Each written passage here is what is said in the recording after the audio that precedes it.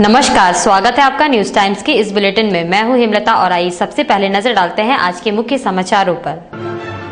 Mango bus stand के पास Hyva के धक्के से बाइक सवार की मौत, 1 जख्मी। रेलवे जीएम पहुंचे शहर, टाटानगर स्टेशन पर वातानुकूलित यात्री विश्राम गृह का किया उद्घाटन। और 160 वर्ष पुरानी टेलीग्राम सेवा होगी बंद। अब खबरें विस्तार से। सीताराम डेरा थाना अंतर्गत मानगो बस स्टैंड मोड़ के पास हाईवा से धक्के लगने से दिलीप सिंह नामक बाइक सवार व्यक्ति की मौत हो गई, जबकि उसका साथी धनंजय जख्मी हो गया। जख्मी व्यक्ति का इलाज एमजीएम अस्पताल में चल रहा है। दोनों मांगो के रहने वाले थे। ये लोग मानगो बस स्टैंड टिकट लेने आ रहे थे। जख्मी धनंजय ने घटना के बारे में जानकारी देते हुए बताया कि वे लोग बस का टिकट लेने आ रहे थे, तभी मोड़ के पास पीछे से हाईवा ने धक्का मार दिया। रोड क्रॉस करने के लिए हाथ दिए, हल्का सा ही खाली हैंडल ही मोड़े कि उसे मार दिया। कौन गाड़ी का था? 10 चक्का। 10 चक्का कहाँ पे? Mango bus stop. कितने आदमी घायल हुए? आप लोग कितने आदमी थे बाइक पे? ये तो 2 आदमी। 2 आदमी थे। दोनों आदमी एक ही जगह रहते हैं क्या? दोनों भाई हैं। दोनों भाई हैं। बस स्टेशन क्या करें? टिकट कटाने आते क्या? हाँ, टिकट करो, गाँव जाना था भाई को। गाड़ी चला कहाँ है? मेहता जी बहुत सर। दक्षिण पूर्व रेलवे के महाप्रबंधक एके वर्मा आज शहर दौरे पर पहुंचे। इस दौरान जहां उन्होंने टाटानगर रेलवे स्टेशन पर नवनिर्मित वातानुकूलित 10 बेड वाले यात्री विश्राम गृह का उद्घाटन किया, वहीं टाटा स्टील कंपनी परिसर में जाकर कंपनी के विस्तारीकरण योजना के लिए तैयार किए गए रेलवे ट्रैक का जायजा लिया। रेलवे जीएम के जमशेदपुर दौरे को लेकर टाटानगर रेलवे स्टेशन पर अफरा तफरी का माहौल कायम हो गया था। इस दौरान सांसद डॉक्टर अजय कुमार, विधायक बन्ना गुप्ता के अलावा विभिन्न राजनीतिक एवं सामाजिक संगठनों के लोगों ने उनसे मुलाकात कर उनके समक्ष मांगे रखी। जीएम एके वर्मा ने कहा कि टाटानगर रेलवे स्टेशन को सबसे खूबसूरत बनाया जाएगा। इस स्टेशन से रेलवे को काफी राजस्व की प्राप्ति होती है। जुगसलाई रेलवे ओवरब्रिज का निर्माण कार्य 2 महीने में शुरू हो जाएगा। उन्होंने बातचीत के दौरान जमशेदपुर में रेल यात्री सुविधा बढ़ाने के लिए किए जा रहे तमाम प्रयासों के बारे में जानकारी दी। सर दिया बाद में।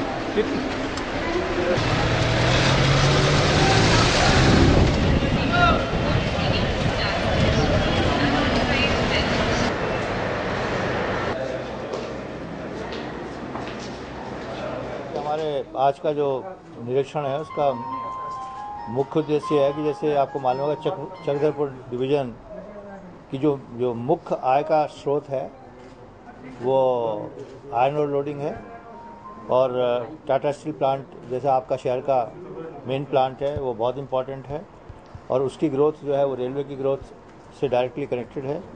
तो उन्होंने अपना 7 मिलियन टन से 10 मिलियन टन जाने का एक ड्रीम था, एक सपना था उनकी ग्रोथ का टाटा स्टील का। उसमें रेलवे को बहुत कंट्रीब्यूट करना था। तो बहुत सारे आइटम थे रेलवे के साइड से जो करने थे, वो सब कंप्लीट हो गए हैं। अब कोई काम ऐसा नहीं बचा है तो जहाँ टाटा स्टील ये कह सके कि साहब हमारे 10 मिलियन टन का ड्रीम में पहुँचने के लिए रेलवे से कोई काम बाकी रह गया है। तो उसी सब का आज हमने इंस्पेक्शन किया है, और मार्च में टाटा स्टील 10 मिलियन टन भी पहुंचा है। वो एक मुख्य उद्देश्य था। इसके अलावा आपके जहां तक स्टेशन का सवाल है, अगर आप लोगों ने देखा होगा कि आज स्टेशन हालांकि ऑप्टिमम जगह तो नहीं पहुंचा, बट पहले जो 1-2 साल पहले था उसके मुकाबले आप देखें तो स्टेशन पे बहुत इनपुट्स गए हैं। डीआरएम साहब ने बहुत काम किया है, और आज स्टेशन पहले के मुकाबले कहीं ज़्यादा अच्छा लग रहा है। आपने देखा होगा ये पूरे शेड ऊपर पड़े हुए थे, पुराने पहले एसी शीट के होते थे गंदे शंदे, और स्टेशन इतना अच्छा नहीं लगता था, वो सब तोड़ के निकाल दिए गए हैं। सबसे ऊपर नए गैल एल्यूमिनियम के लगाए हैं, प्लेटफॉर्म 1 पे लगाए हैं, 2-3 पे काम ख़त्म होने वाला है, फिर 3-4 पे भी होगा।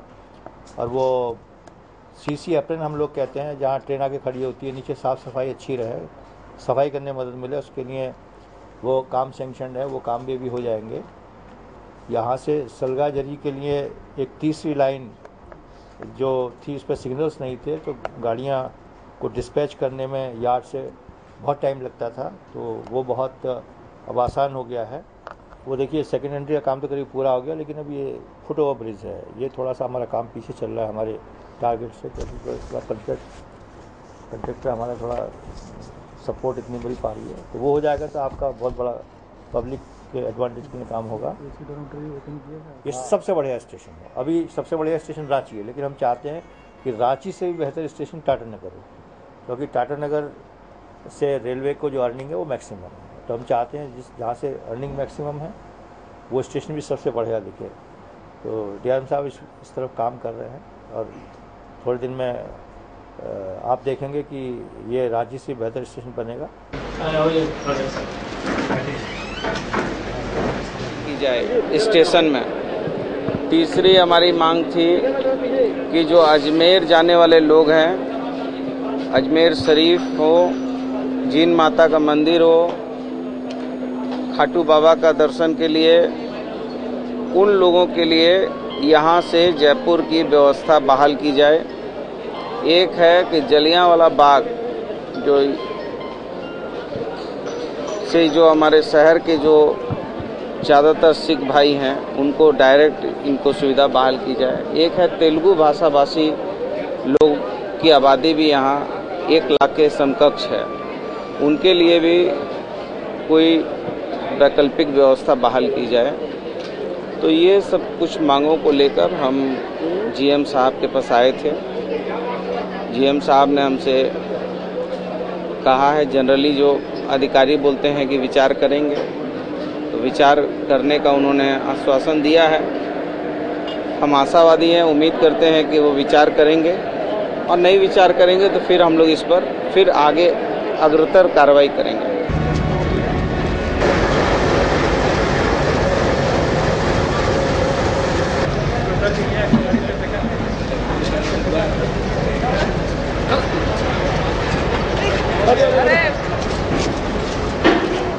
160 वर्ष पुरानी टेलीग्राम सेवा की उपयोगिता कम होता देख टेलीफोन विभाग ने 15 तारीख से ये सेवा समाप्त करने का निर्णय लिया है। ये जानकारी बीएसएनएल के जमशेदपुर जीएम बीएन सिंह ने अनौपचारिक बातचीत में दी। उन्होंने कहा कि टेलीग्राम में कार्यरत कर्मचारियों को बीएसएनएल के अन्य विभागों में समायोजित किया जाएगा। हालांकि इस विभाग में बहुत कम संख्या में कर्मचारी बचे हैं। बीएसएनएल के बकाया टेलीफोन बिल की उगाही के लिए जून एवं जुलाई महीने में हाथा, चक्रधरपुर, नोवा मुंडी और बहरागोड़ा में लोक अदालत लगाए जाएंगे। तो उसमें सबसे पहले एक जगह से दूसरी जगह संदेश देने के लिए आदमी यही तार का, टेलीग्राम का यूज करते थे और उस टाइम में काफ़ी पॉपुलर था। लेकिन आज के युग में उसमें जितने भी एम्प्लॉय थे आज काफ़ी रिटायर कर गए, जो बच्चे कुछ बहुत कम रह गए हैं। और आजकल इसकी जो है मतलब ज़्यादा यूटिलिटी रहने गई है, क्योंकि आजकल आदमी जो है टेलीग्राम 9 के बराबर करते हैं, महीना में 1-2 कहीं न कहीं करते हैं। और आदमी जहाँ तहाँ उसका मैसेंजर लगे रहते हैं जिसको घर पहुँचाना पड़ता है और वो बीएसएनएल के लिए काफ़ी कॉस्टली पड़ रहा है। तो अभी भारत सरकार ने जो निर्णय लिया है या हमारे बीएसएनएल बोर्ड ने निर्णय लिया है कि इसको जब 15 जून से बंद कर दिया जाए, ये एक अच्छी पहल है। इसे सरकार को जो है मतलब कि जितनी इम्प्लॉय है उसको दूसरे जगह यूटिलाइज किया जाएगा। और इसकी यूटिलिटी आज के युग में जब हमारा कि इंटरनेट है, एसएमएस है, मोबाइल है, वैसा रहने गया। तो इसलिए सरकार की अच्छी पहल है। और ये मतलब बंद हो जाने से जो हमारे कर्मचारी हालांकि बहुत कम है, वो भी हमारे टेलीफोन या दूसरी जगह यूज होके या ऑफिस में काम करके उसका अपना सहयोग देंगे। दूसरी सवाल ये कि टेलीफोन अदालत तो मतलब जब से मैं यहाँ पे प्रभार में आया हूँ, हर महीने में 2 बार मैं लगाता हूँ।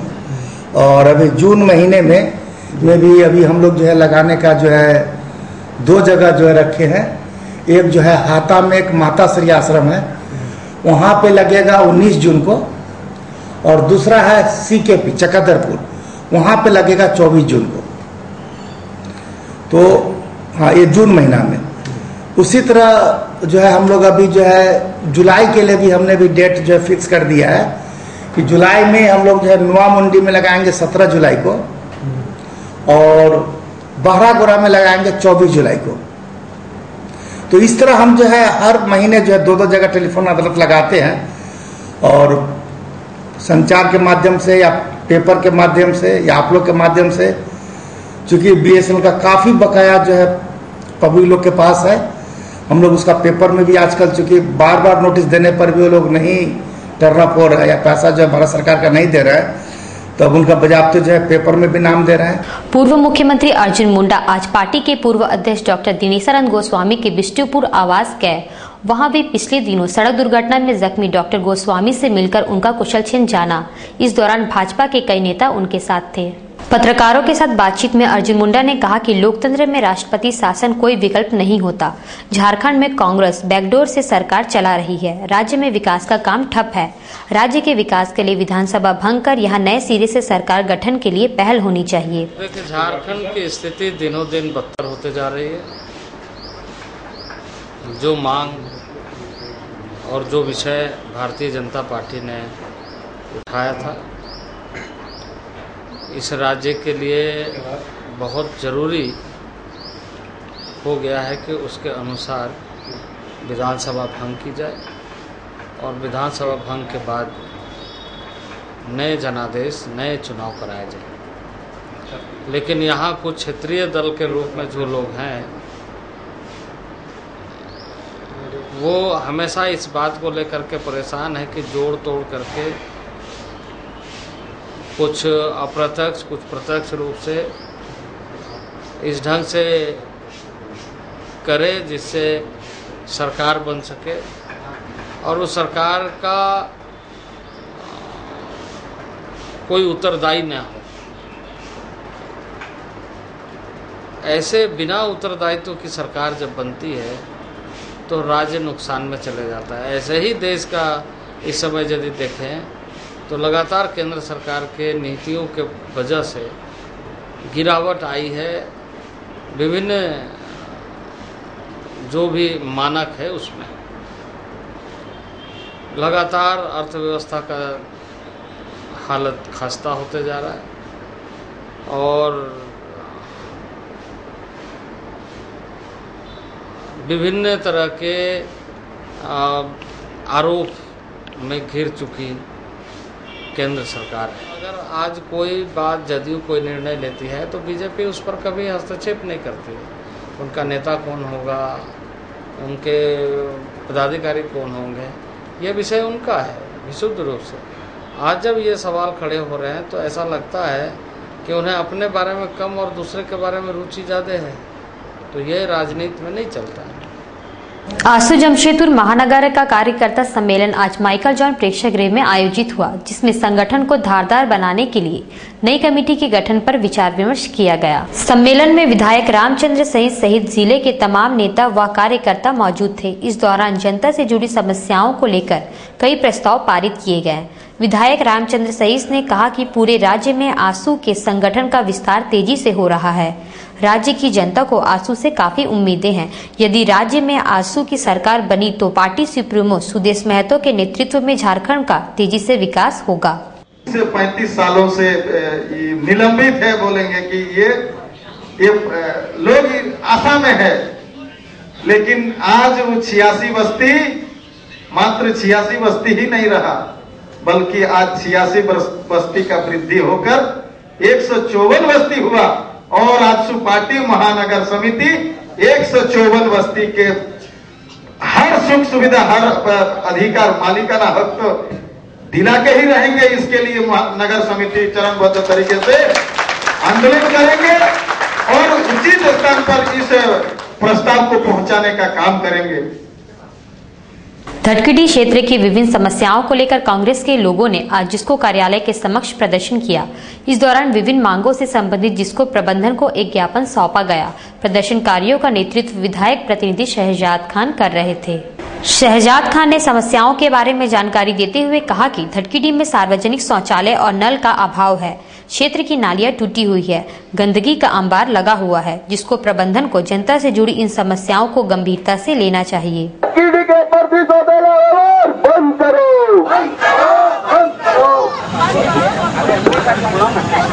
बार गुजारिश कर रहा हूँ कि वो हम लोग का सोनारी कब्रिस्तान का हम लोग 95 से मांग कर रहे हैं, वहाँ ड्रेन का लेके जो पूरा कब्रिस्तान में पानी घुस जाता है बरसात के समय में। नीचे 6 फेज 7 फेज सोनारी उसमें भी पानी घुसता है। हम लोग का मेडिकल बस्ती के लिए हम लोग का मांग है, वहाँ ब्रेकर होना चाहिए। वहाँ मुंडन घाट के लिए मांग किया गया, लाइट नाली के लिए मांग किया गया है। तारापुर और DVMS का रोड में जो हम लोग का लंबा जो रोड है, आए दिन एक्सीडेंट होता है, वहाँ स्टंट करता था सब लड़का लोग।